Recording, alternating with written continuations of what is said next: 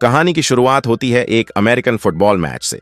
भीड़ में जोश है, मैदान पर खेल चल रहा है और वीआईपी स्टैंड में बैठा है एक शख्स, निक्की, अपनी गर्लफ्रेंड जैस के साथ। मैच पूरे जोरों पर है, लेकिन निक्की का ध्यान खेल पर नहीं बल्कि भीड़ पर है। तभी उसकी नजर एक खूबसूरत लड़की पर जाती है जो अपनी सीट से उठकर बाहर जाने लगती है। उसे देखकर निक्की के दिमाग में एक शरारती ख्याल आता है। वो मुस्कुराते हुए जैस से कहता है, चलो एक छोटा सा दांव लगाते हैं, देखते हैं कितने लोग उस लड़की को पलट कर देखते हैं। उनके पास बैठा एक आदमी ली युआन भी बोल पड़ता है, मुझे भी शामिल करो, मैं भी ये गेम खेलूंगा। सब लोग मजाक मजाक में $10 का दांव लगाते हैं और गिनती शुरू करते हैं।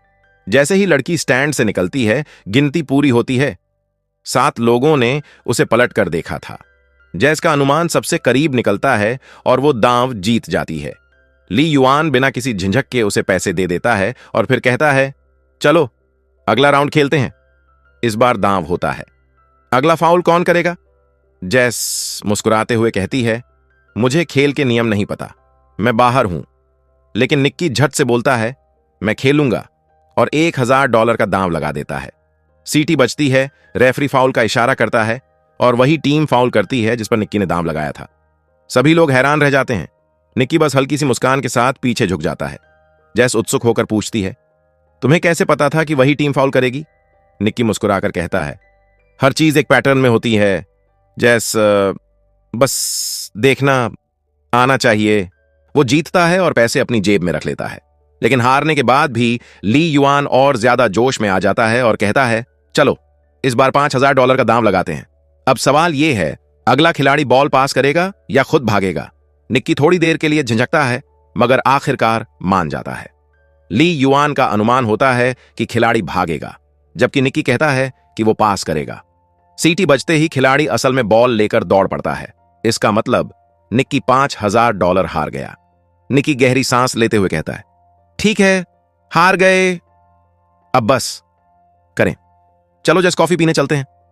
वो उठने ही वाला होता है कि ली युआन फिर बोल पड़ता है, अरे भाई, तुम वीआईपी लाउंज में बैठे हो, पैसे की कोई कमी नहीं, फिर $5000 के लिए क्यों परेशान हो रहे हो? चलो इस बार $10,000 का दांव लगाते हैं। थोड़ी नोकझोंक के बाद निक्की मान जाता है। अब दांव ये है, क्या अगला पास सही होगा या नहीं? निक्की कॉन्फिडेंटली कहता है, हां, पास बिल्कुल सही जाएगा। लेकिन तभी दूसरी टीम पास को इंटरसेप्ट कर लेती है। अब तक निक्की कुल $15,000 हार चुका होता है। वो पैसे निकालते हुए थोड़ा परेशान नजर आता है।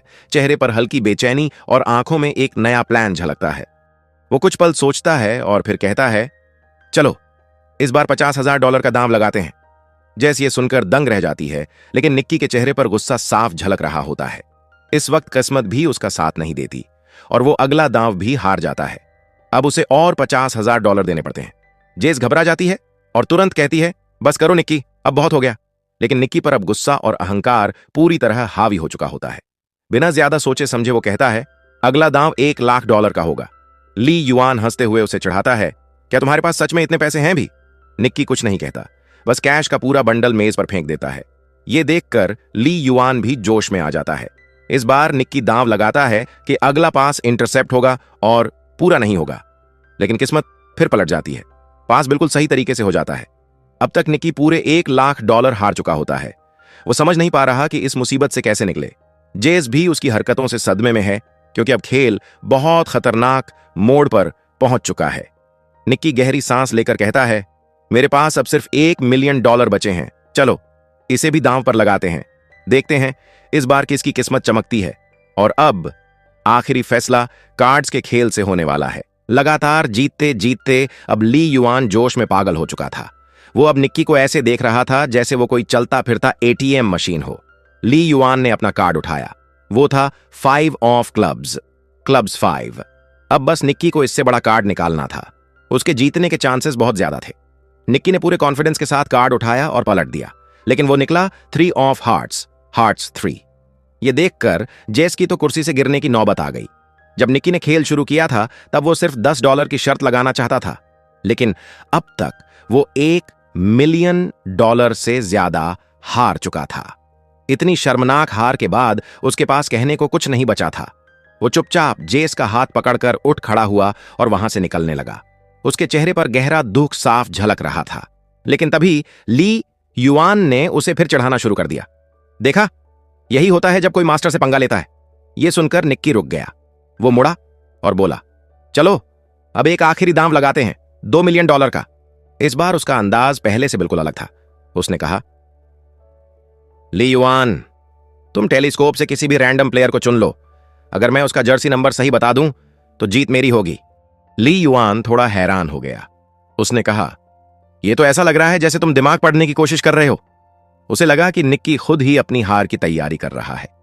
धीरे धीरे उसे शक होने लगा कि शायद निक्की कहीं चीटिंग तो नहीं कर रहा। अपना शक दूर करने के लिए निक्की ने कहा, ठीक है, इस बार मैं नहीं बताऊंगा, जेस बताएगी। यह सुनकर जेस ने गुस्से से निक्की की तरफ देखा। उसे समझ नहीं आ रहा था कि आखिर चल क्या रहा है। उसने कहा, इतने सारे लोगों में से मैं सही जर्सी नंबर कैसे बता सकती हूं? इतना कहकर वो वहां से जाने लगी। लेकिन ली युआन के सिक्योरिटी गार्ड्स ने उसे रोक लिया और वहां थोड़ी सी झड़प हो गई। जेस ने खुद को संभाला तो निक्की ने शांति से कहा, बस मैदान में चारों तरफ देखो और जो नंबर दिल से अपना लगे वही बोल दो। अब ली युआन ने दूरबीन उठाई और एक रैंडम प्लेयर चुन लिया। फिर जेस ने भी दूरबीन ली और पूरे ग्राउंड को स्कैन करने लगी। हर तरफ जर्सी नंबर ही दिख रहे थे। कैसे पता चले कि सही कौन सा है? तभी उसकी नजर एक पहचाने हुए चेहरे पर पड़ी और उसे याद आया कि निक्की ने क्या कहा था, वही नंबर चुनो जो तुम्हें अपना लगे। वो चेहरा था उनका दोस्त फरहाद, जिसने पहनी हुई थी जर्सी नंबर 55 की टी शर्ट। तभी जेस को सब समझ आ गया। यह सब निक्की की प्लानिंग का हिस्सा था। जेस ने कहा, नंबर 55, और सबकी हैरानी के बीच वही सही जवाब निकला। ली युआन एकदम सन्न रह गया। जेस खुद भी सोच में पड़ गई कि निक्की को कैसे पता चला कि ली युआन वही नंबर चुनेगा। लेकिन उस पल यह सब मायने नहीं रखता था, क्योंकि वो दोनों जीत चुके थे। दोनों को $1 मिलियन का मुनाफा हुआ और उन्होंने अपनी सारी हारी हुई रकम वापस पा ली। दोनों कैश से भरे 2 बड़े बैग्स लेकर स्टेडियम से बाहर निकल गए। कार में बैठते ही निक्की ने जेस को सब बताया। यह सब पहले से प्लान किया गया गेम था। वो लोग काफी समय से ली युआन पर नजर रख रहे थे। ली युआन अपने बदनाम जुए की आदतों के लिए हाई सोसाइटी में जाना जाता था। वो किसी भी शर्त पर कूद पड़ता था, चाहे जितनी बड़ी हो। निक्की की टीम ने पूरा सेटअप पहले से तैयार किया हुआ था। जैसे ही ली युआन अपने होटल से बाहर निकला, उन लोगों ने उसके दिमाग में 50 का बीज बो दिया। सिक्योरिटी गार्ड की बैज पिन पर नंबर 55 लिखा था। रास्ते में लगे साइन बोर्ड्स पर भी वही नंबर बार बार दिख रहा था। सिर्फ दिखाया ही नहीं गया, उसे सुनाया भी गया। स्टेडियम आते वक्त उसकी कार में जो गाना बज रहा था, उसमें 55 नंबर बार बार दोहराया जा रहा था, कुल 124 बार। वो नंबर उसके दिमाग में घर कर गया था और इसी वजह से निक्की ने खेल जीत लिया। उसे फरहाद की एक फोटो भी दिखाई गई थी, जिससे उसके दिमाग में उस चेहरे और नंबर 55 की एक विजुअल याद बन गई थी। तो जब ली युआन ने दूरबीन से मैदान की तरफ देखा तो उसका दिमाग अपने आप नंबर 55 की तरफ झुक गया। और उसी वक्त जेस ने फरहाद को देखकर कहा, 55। जेस को पहले से कुछ भी नहीं बताया गया था ताकि उसके रिएक्शन पूरी तरह नेचुरल लगें और किसी को उस पर शक भी ना हो। सब कुछ सुनने के बाद जेस निक्की से पूरी तरह प्रभावित हो गई। इसके बाद कहानी कुछ दिन पहले की ओर लौटती है। कुछ दिन पहले निक्की एक कमरे में बिस्तर पर लेटा था। उसके पास जेस बैठी थी और सामने एक आदमी उसके सिर पर बंदूक ताने खड़ा था। जेस वही लड़की थी जिससे निक्की की हाल ही में मुलाकात हुई थी। स्पष्ट था कि किसी ने निक्की को फंसा लिया था, लेकिन उसके चेहरे पर जरा भी डर नहीं था। वो बड़े शांत लहजे में बोला, मेरे पास एक पैसा भी नहीं है, अगर गोली चलानी है तो चला दो। बंदूक वाला आदमी निक्की की शांति और आत्मविश्वास देखकर समझ गया कि यह आदमी बहुत चालाक है, शायद उनसे भी ज्यादा, और उसका यह अंदाजा बिल्कुल सही था। निक्की एक मास्टर कॉन आर्टिस्ट था, जो छोटे मोटे चोरी और ठगी के काम बहुत ही निपुणता से करता था। जेस ने चालाकी से निक्की को उस कमरे में बुलाया था, लेकिन निक्की ने उसी पल उसमें एक नेचुरल टैलेंट देख लिया। उस वक्त जेस कुछ भी समझ नहीं पाई। जब बंदूक वाला आदमी चला गया तो निक्की ने मुस्कुराते हुए कहा, तुम्हारे अंदर एक गिफ्ट है। अगर तुम इस लोगों को बेवकूफ बनाने की काबिलियत को निखार लो तो जिंदगी बहुत आराम से गुजार सकती हो। फिर निक्की बोला, यह हमारा पारिवारिक बिजनेस है। मेरे पापा, उनके पापा सब ठग थे। हमारे खून में ही धोखा देना बसा है। हर चाल, हर मूव हमारे लिए एक खेल है। बिना वक्त गंवाए जेस ने कुछ पैसे निकाले और बोली, मुझे तुमसे सीखना है। निक्की ने हामी भर दी, लेकिन जब वो कमरे से निकलने लगा तो उसने जेस की एक अंगूठी चुपके से उड़ा ली और जेस को पता तक नहीं चला। जब तक उसे एहसास हुआ, उसकी घड़ी भी गायब थी और जब उसने घड़ी अपने बैग में रखी, निक्की ने उसका वॉलेट भी निकाल लिया था। इन सब करतबों के बाद निक्की मुस्कुराते हुए बोला, हाथ की सफाई, सही टाइमिंग और थोड़ा स्टाइल, बस यही चाहिए इस काम में। फिर निक्की ने उसे अलविदा कहा और वहां से चला गया। कुछ महीनों बाद जेस को निक्की फिर से मिला, न्यू ऑर्लियंस में, जहां वो अपनी नई टीम बना रहा था। उनकी वो मुलाकात दरअसल एक टेस्ट थी। निक्की ये देखना चाहता था कि क्या जेस उसकी टीम में शामिल होने के लायक है या नहीं। जब जेस ने हामी भरी तो निक्की ने उसे अपनी टीम के एक मेंबर के साथ एक मेले में भेज दिया। यह था जेस का पहला प्रैक्टिकल असाइनमेंट। वो हाथ में एक नक्शा लेकर लोगों से रास्ता पूछने लगी। लोगों का ध्यान भटकाते हुए उसका पार्टनर एक टूरिस्ट का कैमरा लेंस चुपके से चुरा लेता है। फिर टीम का दूसरा मेंबर जानबूझकर एक आदमी से टकराता है और उसी वक्त जेस उसका वॉलेट निकाल लेती है। अब जेस को अपनी चोरी की स्टाइल में कॉन्फिडेंस आने लगा था। एक और औरत के बैग से उसने चॉपस्टिक का इस्तेमाल करते हुए वॉलेट निकाला। सब कुछ इतनी सफाई से हुआ कि किसी को जरा भी शक नहीं हुआ। निक्की ये सब कुछ एक बिल्डिंग की छत से देख रहा था। उसने अपनी टीम को कहा, अब उसे अकेला छोड़ दो। अब बारी थी जेस की सोलो फ्लाइट की। जेस एक के बाद एक महंगे सामान चुराने लगी और हर चोरी के साथ निक्की का उसके लिए इज्जत और भरोसा बढ़ने लगा। अब निक्की ने उसे एक बड़ा असाइनमेंट दिया, एक हाई टेक स्कैम। इस बार स्पेशल लेंस की मदद से वो दूसरे प्लेयर्स के कार्ड देख सकते थे और आसानी से गेम जीत सकते थे। उनके पास क्रेडिट कार्ड चोरी करने का एक पूरा सिस्टम भी था।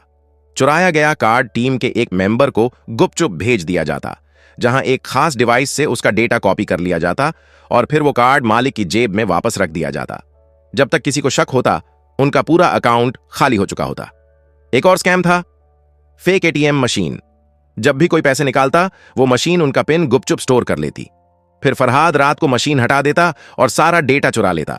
सारे चुराए गए कार्ड्स को अलग अलग कैटेगरी में बांटा जाता। उनसे महंगे लग्जरी आइटम्स खरीदे जाते और आखिर में उनका डेटा ब्लैक मार्केट में बेच दिया जाता। एक दिन जेस ने एक खूबसूरत नेकलेस देखा और पहन लिया, लेकिन निक्की ने तुरंत कहा, उसे उतार दो। उसने सख्ती से समझाया, यहां कुछ भी पर्सनल रखने की इजाजत नहीं है, सब बेचा जाएगा। जेस के लिए यह सब पहली बार था। इतने बड़े लेवल का फ्रॉड, चोरी के माल के पहाड़ के बीच खड़ी होना, वो एहसास ही कुछ और था। अगले दिन जेस और फरहाद एक अमीर इलाके में घूम रहे थे। उनका टास्क था एक एक्टिंग करना। अचानक फरहाद जमीन पर गिर पड़ा और जेस चिल्लाने लगी, कृपया कोई मदद कीजिए, प्लीज हेल्प अस। वो एक डिस्ट्रैक्शन था, जिसका फायदा उठाकर बाकी टीम ने आसपास के अमीर लोगों की जेब साफ कर दी। जैसे ही काम खत्म हुआ, पूरी टीम एक एम्बुलेंस में छिपकर भाग निकली। पूरा प्लान इतना परफेक्ट था कि किसी को जरा सा भी शक नहीं हुआ। उस रात सबने मिलकर जमकर सेलिब्रेट किया। निक्की ने सबकी तारीफ की, क्योंकि सिर्फ एक हफ्ते में उन्होंने $1.2 मिलियन कमा लिए थे। अगले दिन सभी टीम मेंबर्स अपनी अपनी राह पकड़ने की तैयारी कर रहे थे। सारे डॉक्यूमेंट्स जला दिए गए और निक्की ने सबको भरोसा दिलाया कि कुछ ही दिनों में उनका पैसा बैंक अकाउंट में ट्रांसफर कर दिया जाएगा। लेकिन पुराने मेंबर्स जानते थे कि निक्की का अब भी एक आखिरी मिशन बाकी है। अगली सुबह निक्की जेस को स्टेडियम के वीआईपी लाउंज में ले गया। वहां उसने उसके सामने पूरा डेमोन्स्ट्रेशन किया, कैसे वो कुछ ही मिनटों में लाखों डॉलर जीत सकते हैं। अब तक जेस निक्की के प्यार में पड़ चुकी थी। उसे लगा कि वो सच में निक्की की गर्लफ्रेंड है और इसलिए निक्की उसे ये सब दिखा रहा है। लेकिन हकीकत ये थी कि निक्की ने उसे सिर्फ अपने फायदे के लिए टीम में शामिल किया था। सब खत्म होने के बाद निक्की ने उसे $80,000 कैश दिए और आखिरी बार कहा, गुड बाय जेस। जेस ने उसे आंखों में आंसू लिए देखा। उसका दिल टूट चुका था, क्योंकि वो निक्की से सच्चा प्यार करने लगी थी। साथ ही उसे यह भी लगा कि $80,000 बहुत कम है, क्योंकि निक्की ने अभी अभी $1 मिलियन कमाए थे। लेकिन निक्की की दुनिया में भावनाओं की कोई जगह नहीं थी। अब जेस ने उसकी असलियत देख ली थी। करीब 3 साल बाद एक रेस कार एक सर्विस स्टेशन पर आकर रुकती है और वहीं से निक्की की वापसी होती है। उसकी आंखों में थकान थी, चेहरे पर साफ दिख रहा था कि अब उसके पास पैसे कम पड़ रहे हैं। लंच के दौरान उसकी मुलाकात होती है जॉर्ज से, जो एक रेस कार टीम का मालिक था। जॉर्ज की रिसर्च टीम ने एक नया एल्गोरिदम बनाया था, EXR, लेकिन वो उसे और बेहतर बनाना चाहता था ताकि उसकी जीत की संभावना बढ़ जाए। इसलिए उसने निक्की को काम पर रखा। प्लान सीधा था, निक्की को उनका चीफ इंजीनियर बनकर दिखाना था। फिर जॉर्ज और निक्की के बीच एक झगड़ा दिखाया जाएगा ताकि बाकी टीमें उनके जाल में फंस जाएं। इसके बाद निक्की को EXR सिस्टम का नकली वर्जन राइवल टीम को बेचना था, जबकि जॉर्ज की टीम असली सिस्टम से रेस जीत जाएगी। इस डील के तहत निक्की को 1 मिलियन यूरो मिलने वाले थे और जो पैसा वो नकली सिस्टम बेचकर कमाएगा वो भी उसका होगा। निक्की को यह काम बिल्कुल मजाक जैसा लगा। वो सोच रहा था ऐसा स्कैम तो वो सोते सोते कर लेगा, लेकिन जॉर्ज का बटलर उस पर जरा भी भरोसा नहीं करता था। उसने साफ कहा, अगर तुमने कोई भी चाल चली तो मैं सीधा तुम्हारे सीने में गोली मार दूंगा। शाम को निक्की ने एक टक्सीडो पहना और पार्टी में पहुंच गया। प्लान के मुताबिक उसे और जॉर्ज को लोगों के सामने झगड़ा करना था, लेकिन सारा प्लान उस वक्त बिखर गया जब जेस सीढ़ियों से नीचे उतरी। लाल ड्रेस में बेहद खूबसूरत लग रही थी। वो सीधे जॉर्ज के पास गई और उसे गले लगा लिया। वो सीधे जाकर जॉर्ज को गले लगा लेती है। ये देखकर निक्की की आंखों में गुस्सा भर जाता है। उसका दिमाग बिल्कुल सुन्न हो जाता है। वो 3 साल से जेस को नहीं देखा था और अब वो किसी और के साथ थी, वो भी उसी शख्स के साथ जिसने निक्की को नौकरी पर रखा था। जेस शांति से निक्की के पास आती है और कहती है कि अब वो ठगी के काम में नहीं है और जो कुछ 3 साल पहले हुआ था अब उसकी कोई अहमियत नहीं है। वो ये भी बताती है कि जॉर्ज को उनके पुराने रिश्ते के बारे में कुछ नहीं पता और बेहतर होगा कि ऐसा ही रहे। ये सुनकर निक्की का गुस्सा फूट पड़ता है। वो एक गिलास वोडका उठाता है और एक ही सांस में पी जाता है। पहले तो उसने नाटक करने की योजना बनाई थी कि वो गुस्से में है, लेकिन अब उसका गुस्सा असली था। जॉर्ज के साथ उसकी लड़ाई अब दिखावा नहीं बल्कि हकीकत बन चुकी थी। उन दोनों की बहस ने प्रतिद्वंदी रेसिंग टीम का ध्यान खींच लिया, बिल्कुल प्लान के मुताबिक।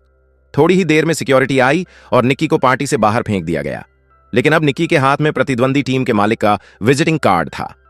अगली सुबह निक्की की मुलाकात मैक्लेरन टीम के मालिक से होती है।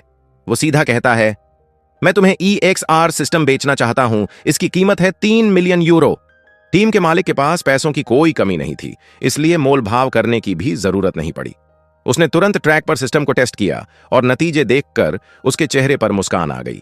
निक्की ने वादा किया कि पूरा सॉफ्टवेयर 48 घंटे में डिलीवर कर दिया जाएगा। इसी बीच जेस की सड़क पर फरहाद से मुलाकात होती है। फरहाद को निक्की ने ही भेजा था। वो जेस से कहता है कि 3 साल पहले निक्की के पास उसे छोड़ने के अलावा कोई और चारा नहीं था। वो ये भी बताता है कि निक्की आज भी उससे प्यार करता है। फिर वो जेस को एक डिब्बा देता है जिसमें वही नेकलेस था जो जेस को एक बार बहुत पसंद आया था। वो असली था या नकली, इससे कोई फर्क नहीं पड़ता था। जेस का दिल उसे देखकर पिघल जाता है। वो फरहाद से कहती है कि वो अब निक्की पर भरोसा नहीं कर सकती, लेकिन उसकी आंखें कुछ और ही कह रही थीं। वो अब भी निक्की के लिए कुछ महसूस कर रही थी। खैर, डील के दिन निक्की वहां पहुंचता है और मैक्लेरन टीम के मालिक को सॉफ्टवेयर सौंप देता है। बदले में एक ताकतवर आदमी उसे 3 मिलियन यूरो से भरा सूटकेस देता है। लेकिन निक्की की फितरत ऐसी थी कि वो कभी बिना जोखिम के काम नहीं करता था। उसने चोरी छिपे वही सॉफ्टवेयर हर रेसिंग टीम को बेच दिया था। हर हैंडशेक के साथ उसके पास और यूरो आते गए। जो भी उससे हाथ मिलाता उसे लाखों यूरो देने पड़ते। और जब तक रेस शुरू हुई, किसी को यह अंदाजा नहीं था कि हर टीम को एक ही XR सिस्टम बेचा जा चुका है। उस रात निक्की भागने के बजाय जेस को मैसेज करता है, अगर वो समय पर आ जाए तो दोनों साथ में भाग सकते हैं। निक्की इंतजार करता रहता है, लेकिन कोई नहीं आता। जब वो उम्मीद छोड़कर जाने ही वाला होता है, तभी जेस वहां पहुंचती है। लेकिन अब भागने के लिए बहुत देर हो चुकी थी, क्योंकि उसी समय वो ताकतवर आदमी आ जाता है जिसने मैक्लेरन टीम की तरफ से निक्की को 3 मिलियन यूरो दिए थे। असल में वो जॉर्ज का आदमी था। उसे सच्चाई पता चल गई थी कि निक्की ने नकली नहीं बल्कि असली सॉफ्टवेयर बेच दिया था। उसे 1 मिलियन यूरो की परवाह नहीं थी। उसने अपना पूरा रेसिंग सूट पहना और जानबूझकर निक्की की कार से टकरा गया।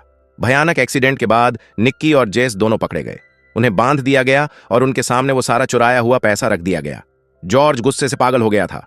उसने उस सॉफ्टवेयर को बनाने में 40 मिलियन यूरो खर्च किए थे और अब सब कुछ बर्बाद हो गया था।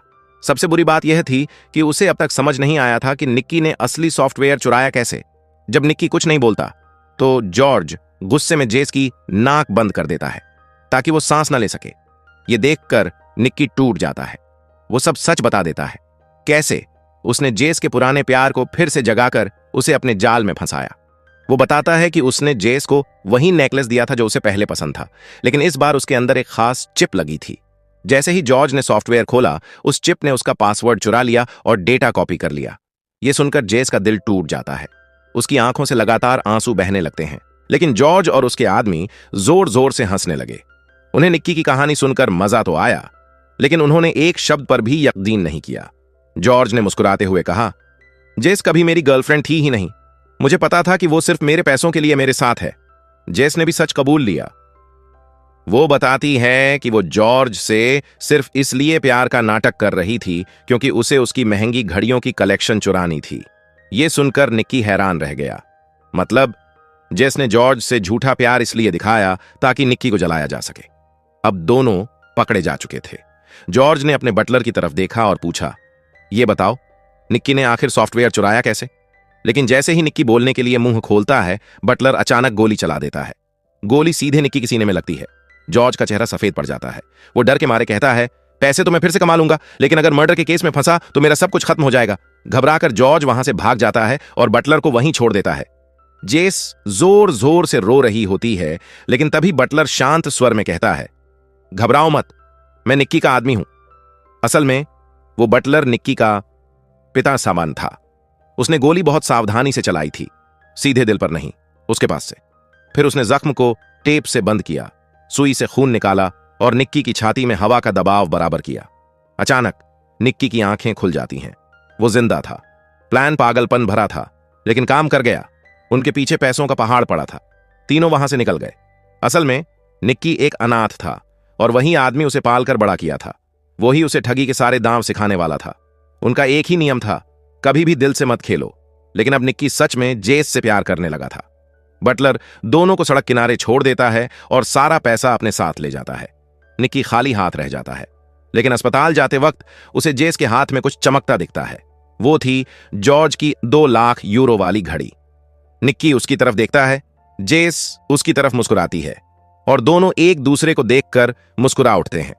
ऐसे ही दिमाग और चालाकी से ये दोनों दुनिया में कहीं भी रह लें, कभी भूखे नहीं मरेंगे। अगर आपको वीडियो पसंद आई हो तो चैनल को लाइक और सब्सक्राइब जरूर करें। मिलते हैं अगले वीडियो में।